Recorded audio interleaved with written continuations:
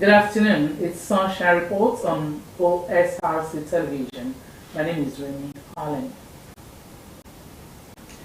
Ondo State Deputy Governor Olaide Adelami has expressed appreciation to APC members in our local government for voting for Governor Lucky Aiyedatiwa join the party's primary. Dr. Adelami, while on a thank you visit around the 11th ward in the area, so the people of Owo made him proud. Government House correspondent Zimo Ibene covered the event as a report is presented from our studio.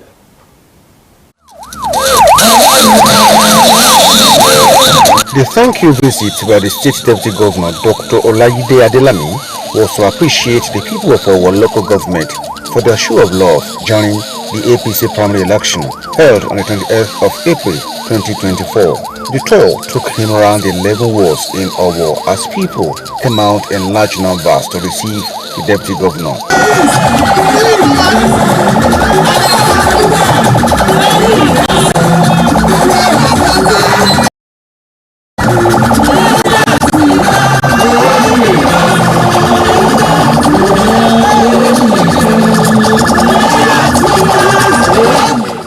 Addressing the people, Dr. Adelami thanked them for fulfilling their promise to support his boss.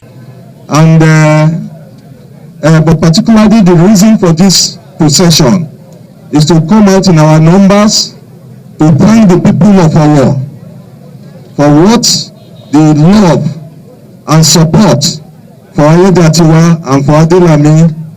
Last Saturday, the support they showed, it was unprecedented, and there is no better way we can do it because we are still expecting your support in November. There is no better way we can do it than to go around the whole of Owo and begin to thank the people of Owo. Former Commissioner for Women Affairs and Social Development, Dr. Yemi Mahmood, the All Progressives Congress woman leader, Mrs. Olufumelayo Ademulegun, and others said our people would always support visionary leader like Governor Aiyedatiwa, who is committed to bringing about overall development of the state. As you can see, we have traversed less than the breadth of Owo, basically to thank the people. The Deputy Governor of Ondo State today, by the grace of God, is from Owo, in person of Dr. Adelami. And since Adelami came on board, the dynamics of politics in Owo changed completely. It changed because of Adelami. Trust our people. When Owo is with you, Owo will never be against you. Our promise that they are going to vote for Aiyedatiwa, and they did it last Saturday, and they are going to do it on come November 2024.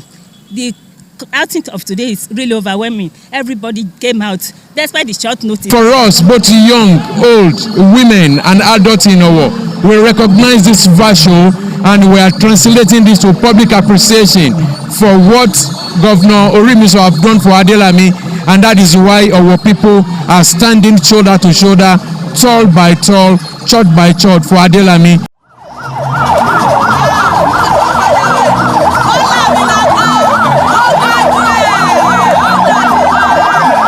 They assured him of their readiness to do more at coming governorship election billed for November this year. With over 200 million people, Nigeria is witnessing a boom in demand for meat. There are, however, worries that the rising cost of cattle in the country may affect the affordability of beef for Nigerians. Osrc's Joy Pius x-rays the development and reports that stakeholders in the value chain are lamenting the effect of the high cost of cattle on beef availability and affordability in the market. The report. According to government estimates, Nigeria consumes 360,000 tons of beef each year, accounting for half of all West Africa. Nigeria is experiencing a historic demographic expansion and a spectacular change in food habits. With a population growth nearing 2.8% per year, the country's domestic production is far from being able to meet demand. Amidst the growing population is the challenge of grazing. facing nomadic cattle herders from the north, leading to influx of the herders in the south, a major trigger of farmer-herder clashes. Cattle is a major source of meat in the country, with many households consuming beef as alternative to chicken, pork, or others due to its relative affordability. The price of beef in the market has jacked up, creating worries among the masses. If I buy 500 meat now, see, this one now, just 500 meat. If I do not go say, what is give me, this one too small. In Akure, consumers lament the surging cost of beef, saying the development might take the meat out of the reach of common man. A kilo of meat was being sold formerly for 4,000, but to my knowing, the second day I had how much? Now it is 6,000 now. It really needs urgent attention. If not, you need to see the rate at which hunger are ravaging homes these days. Ravaging hungers everywhere. Ẹran tí wọ́n rà ní 200 naira, tí wọ́n rà ní 500 naira, ẹ̀rí pé ó ti da 2,000, tó ti da 5,000. So kò sí nǹkan tá lè mówó lọ́jà tó ṣe rà ń sìn. Tẹ́ bá dé ẹran báyìí kò ṣe rà. So everything ló ti wọ́n. Leadership of National Butchers Association in Akure South local government blamed rising cost of beef on the increment in the cost of cattle, which they say is becoming unbearable. Now the money of cow is too high. Now since 2 months ago, now the cow I buy like 250, 300. Now it's 500,000 naira. Now I consider making the people know with this thing. The situation is no good. It no pay us. Now if I get another business, I will leave it now to do another business. Gone before. Now the business I with it in almost 35 years. What I want to go to do now? Bí a bá dé bí ẹran tá a ti rà níbi 400,000 tẹ́tẹ́lẹ̀ 350 tẹ́tẹ́lẹ̀ ó di 700 750 800 so ká tó sanwó abattoir ká tó san káàánú tó jẹ ká tó a ò rí nǹkan kan bẹ́ẹ̀ ẹran tí à ń ta kò fẹ́ sẹ́ran wá sọ̀mọ́ àwọn èèyàn dẹ̀ fẹ́ jẹran wọ́n máa lẹ́ran 500 adẹ́nsálà fún ẹ pé ọjà wọ̀ bọ́jà 500 mọ́ ẹran gan 1,000 gan kò jọjúmọ́. The butchers solicit the intervention of government at all levels to address the bottlenecks in the interest of the public. Joy Pius, Osrc News. The construction of Onyarugulem Shagari Irese flyover in Akure, the Ondo State capital, is beginning to take shape for the actualization of the project. Osrc's visit to the site shows that the construction has reached an advanced stage as contractors intensify efforts to deliver in record time. Joy Pius again completes the story.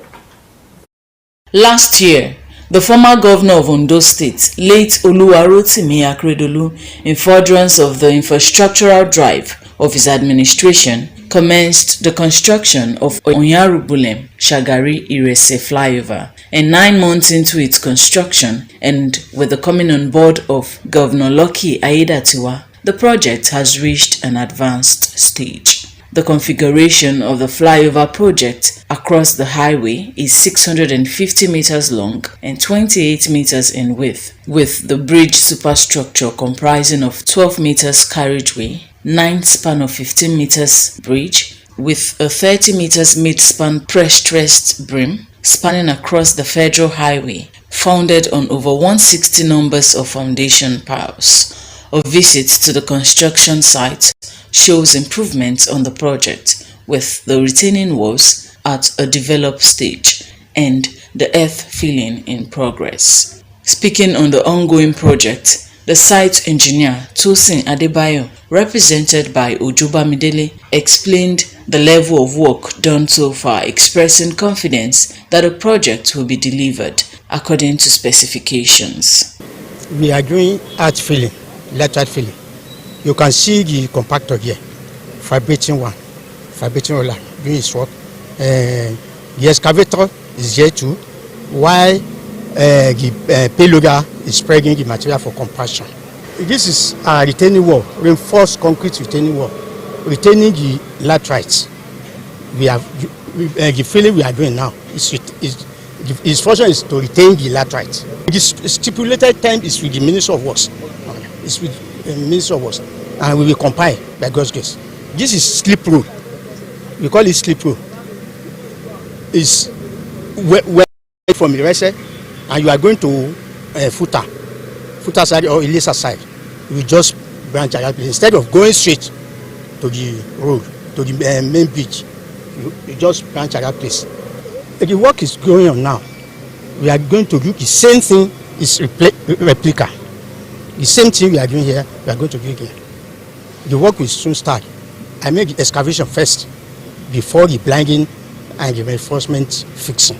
The special advisor to the governor on infrastructure, lands and housing, Joseph Babalola, expressed satisfaction at the level of work done so far. Presently, by the grace of God, the percentage is between 16 and 65%. Even by the time I visited that site and then discussed with the contractors, I was really impressed with the kind of work that the person is doing there. And then the governor is also impressed. You know, early January, he directed all contractors to go back to site. And even this man did not even leave site since the time I have started. And then it's really working. It's working. The contract duration is 18 months. And they promised to deliver the project before that 18 months expires. So that by now, we're already getting close on 65%. It's already true with the beams. But I will now put the beams on those columns, on those big columns. The next thing we'll just be putting on the deck, what they call the big concrete slabs.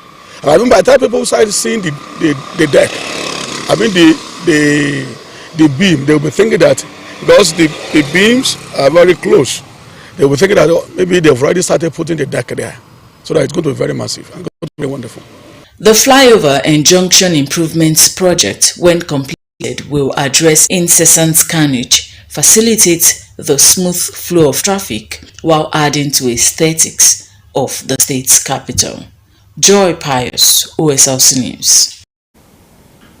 Residents of Akure, the Ondo State capital, are beginning to heave a sigh of relief over the partial removal of the concrete barricades at Ojaoba along Obadeshide Road in Akure. According to the residents, the road divider had posed a major challenge for them in hindering commercial activities around the area. Joy Pius reports that the move attests to government's commitment to making life convenient for the masses. Her report. In 2021, Ondo State government, under the leadership of former Governor Oluwarotimi Akeredolu, erected these concrete medians to demarcate the Oba Adeshida Road in Akure in order to avert the build-up of traffic along the route, occasioned by incessant incursion of buyers and sellers onto the road corridor. After the occasion, reactions followed, with some residents decrying the challenges faced while using the pedestrian bridge to cross to either sides of the road, which they say deprived them access to the busier area of the market. Upon receiving several complaints from members of the public, Governor Lucky Ayedatiwa, on assumption of office, made efforts to reduce the burden experienced by the people along the axis by removing some of the road divides, paving way for commuters to navigate more freely.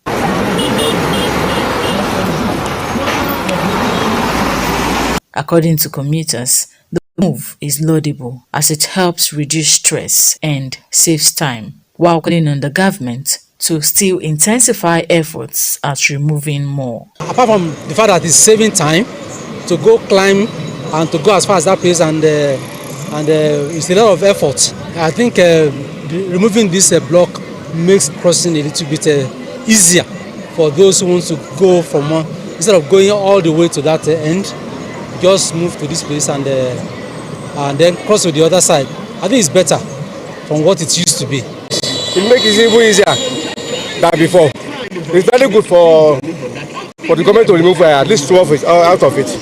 likewise the other one. He try by removing it because now much stress when the place they blocked for both customers and all those old women where they cross from neighboring town, because before na neighboring town we dey call am. So before they go cross, you go take them to go turn. While some, it go cost them money to enter transport. Before we collect money from them, some people will pay 300 just to cross here. We have to collect 300 from them to go like this. So now they use leg pass. It's nice, like it's very, very preferable, rather than taking a log walk or going to the bridge to cross over. For people like us, I don't like taking the bridge. So for me to see a place I can pass to cross over, I'm actually grateful. It's very, very. The special advisor to the governor on infrastructure, lands and housing, Joseph Babalola, said government plans to ensure the residents carry out their activities around the area without stress, hence the removal of some of the barricades. The most important thing is this. A leader should be able to listen to the voice of his people. And not that it's the voice of the particular people that will actually be ordering his directions. No. But there are some things that are very critical and so passionate. The people you are leading, when they tell you these are the things that I expect this thing should be, look at it. There's what we call cost-benefit ratio in any form of decision. And we look at the cost-benefit ratio. And it got better that the people on this side be able to see the people on the other side. It's affecting the commercial activities there heavily. That's why the governor had to, they are pleading with the governor. And then he had to remove that thing just one after the other. And by the grace of God, we're going to remove all.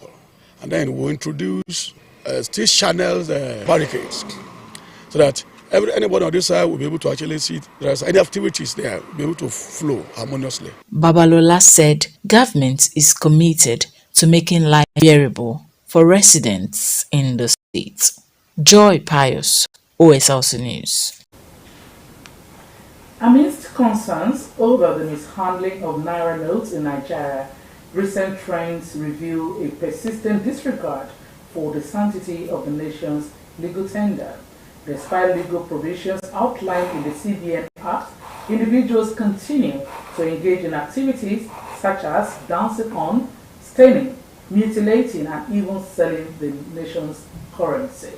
Omoriola Mbuji was in Akure, the Ondo State capital, to feel the pulse of Nigerians on the increasing mishandling of the Naira and the need to protect its sanctity. The report. Squeezing money is not okay. If you are squeezing money, that is money abuse. We must respect our money.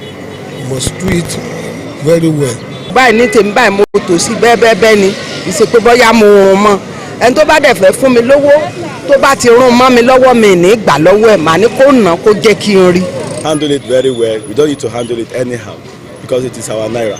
And if you abuse it, it means we are abusing our country. Despite the fact that some residents of Akure, the Ondo State capital, are aware of the rules guiding the nation's legal tender, the Naira, many, especially traders, disregard these rules and mishandle the Naira. Spraying, dancing, and stamping of the Naira banknotes in parties, sales, the notes, mutilation, as well as writing of the nation's currency are among ways in which Nigerians disregard the sanctity of the legal tender. In line with CBN Act Section 21 and Section 20, subsection 5, those found guilty of abusing the Naira would face the wrath of the law. A legal practitioner, Rotimi Olonfemi, confirmed that abuse of Naira is a grievous offense which comes with dire consequences. We have a policy to maintain that. So it is that policy that the central bank is working on. That is what even informed the inclusion of that particular section to punish those who abuse in the act. It's not a law. And the EFCC, being the body charged with protecting economy or area protecting fighting economic and financial crime, is saddled with the responsibility of giving effect to that provision of the CBN Act. A financial expert, Adeola Imane, who highlighted some potential consequences following the mishandling of the Naira, said the currency is expected to remain in circulation for a specific number of years before being faded out. The purpose of wallets for those who cannot keep wallet, can keep in a purse, or even if you put it in your pocket, you don't have to squeeze, and because you reduce the market value or the longevity of that note the moment you handle it anyhow. When the country is supposed to have it in circulation for 20 years, we cannot have it up to 10 years. Then we are spending our hard-earned naira again to go and mint or reprint, which is actually costing the country a whole lot of money. So if we are saying we are managing our economy, it should be on all sides. Everybody has a duty to that. For the general public, what is the level of their awareness of the rules guiding the handling of the naira and implications of going against those rules? Director, National Orientation Agency, Ondo State, Adelayo Adifolalu, confirmed that the agency is always out to sensitize the general public on the best way to live a good life, including proper handling of the nation's legal tender. We carry out sensitization. It's a continuous one. We'll be doing this yearly, periodically. In fact, September 16, every September 16 of every year has been set aside to commemorate the date the naira, the national symbol was signed into law, especially the flag. 1960 September, the flag was signed into law. So, and the flag, as you know, is part of the national symbols. So we go around to sensitize our people that all these national symbols, be it the naira, the passports, the national anthem, the coat of arms, even the ID card are national symbols. So we must respect them and regard them as such. Reacting to the recent prosecution of a Nigerian crossdresser, Idris Okuneye, popularly called Bobrisky, the respondents referred to his prosecution as a lesson to erring Nigerians, saying the need for stringent enforcement of these laws is necessary. Now, law enforcement agencies or EFCC in particular had to go beyond Bobrisky to narrow this down, because the moment when you see people packing a pack of naira and splashing it and people marching on it, and before you know it, that money has almost turned out of. I think his case should be a lesson to all of us.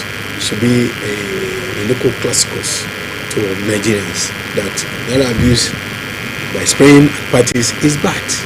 Just because you want to show kind of ego.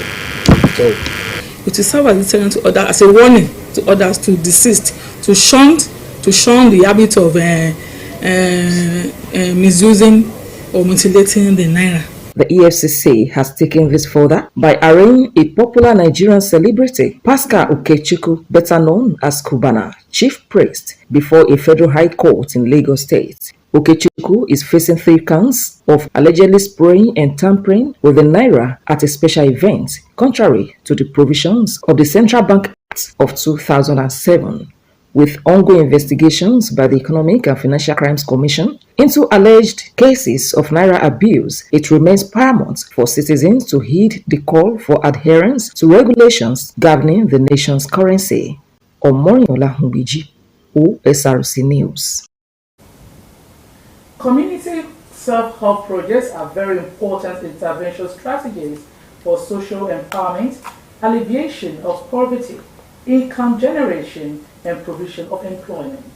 The people of Ilutoro in Akure North local government area of Ondo State are striving to fix a bad ala bridge which has almost cut the community off from the state's capital. Rural community development through self-help approach is an age-long social activity in our society. Even before the advent of the colonial administration, people had at different times in history organized themselves into groups and had employed communal resources to provide physical development and functional facilities in their respective localities.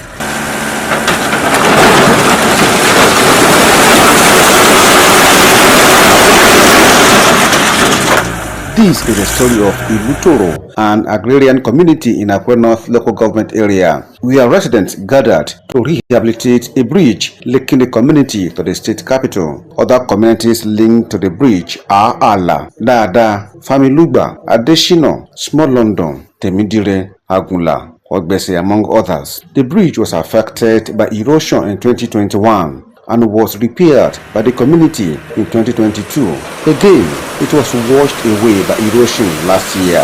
The development has adversely affected residents who are predominantly farmers. The community is at it again as residents mobilize resources to fix the bad bridge.